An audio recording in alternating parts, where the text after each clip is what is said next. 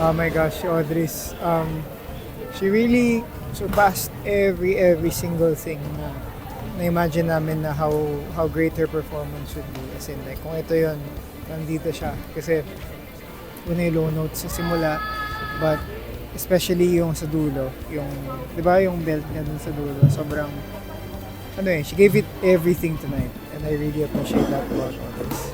She found the voice within. At sobrang nakaka-move at sobrang na-move kaming lahat dito sa studio.